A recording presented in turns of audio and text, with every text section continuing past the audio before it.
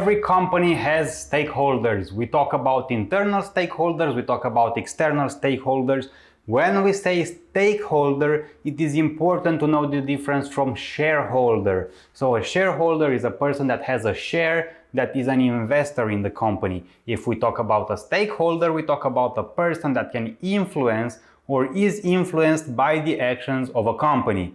So going on, the internal stakeholders would be employees or maybe suppliers. If we talk about external stakeholders, we talk about people in the society, and in this video we talk about how to communicate with the external stakeholders. I will present you 5 methods, the most important ones, and how to use them, so keep watching this video.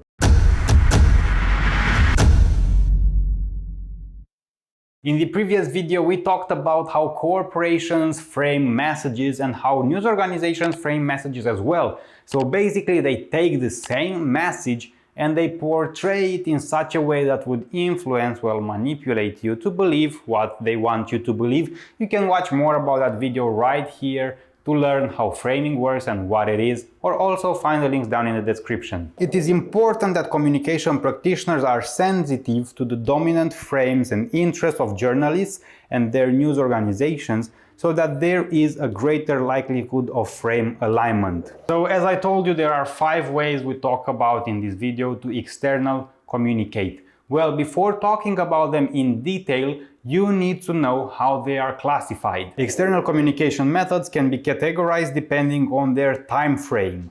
Television and internet are fast media in the sense that a topic or article, once it is finished, it is also published directly. Newspapers are slower in that they wait the publication until the next deadlines.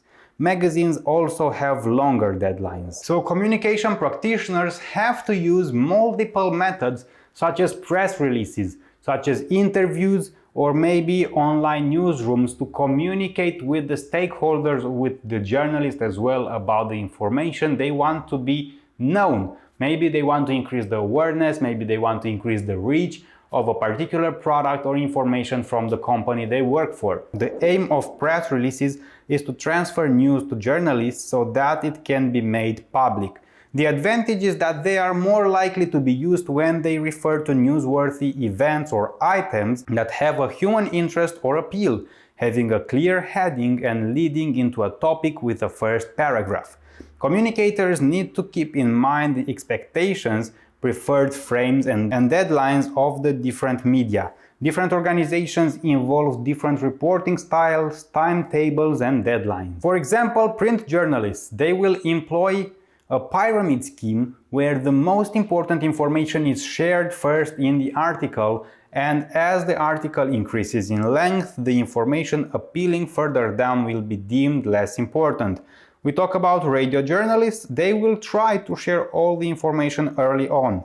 A public affairs reporter will be more concerned about the public angle. A feature writer will be more concerned about the human interest angle. Remember that press releases are quite human, so they are quite personal, and you want to have a human aspect information, so to call. So basically, as a company, you don't want to come out with financial statements in a press release, because people care about feelings, they care about information, not about numbers that much. Another aspect is that journalists know their readers. The journalists know what their readers want to know and how they want to read it. So if you come up with numbers, with financial statements, with annual statements in a press release, it is also likely that journalists won't be interested to come to your press release or to promote it. Going on, we talk about press conferences. It involves inviting journalists to a press conference. They are normally organized around fixed periods in the calendar, with organizations release financial results or share corporate information at the annual general meeting with shareholders.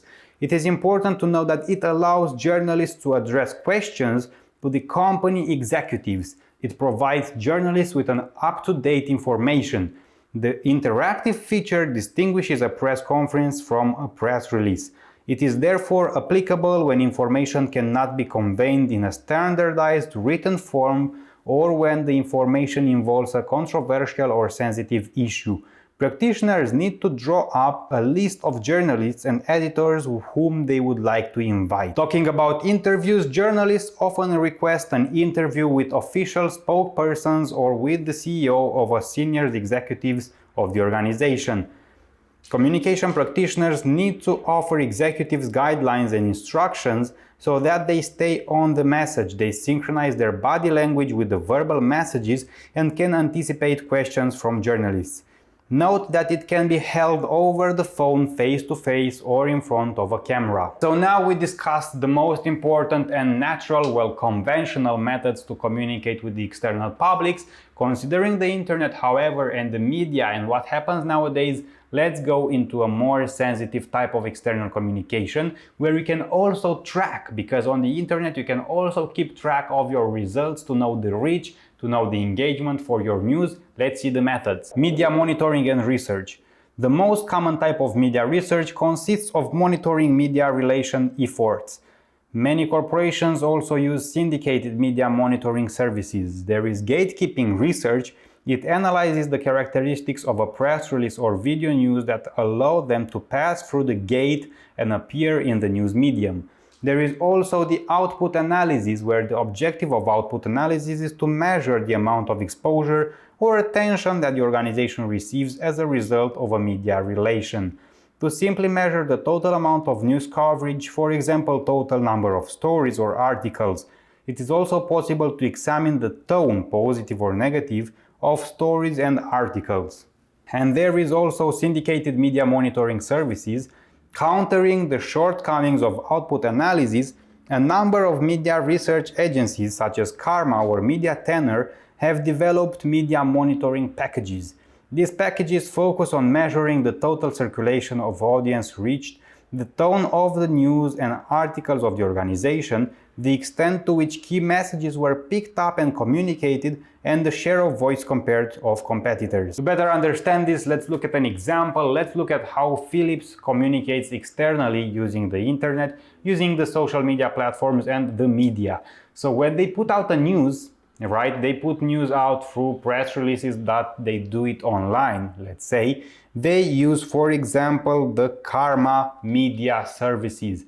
So basically, after publishing the news, they know in real time how many people have seen that news, how many people read it, how is the influence or the tone of voice, so to call. So basically, if they have a positive or negative attitude or belief about the news, if there is content creators, if other content creators created news about what they informed.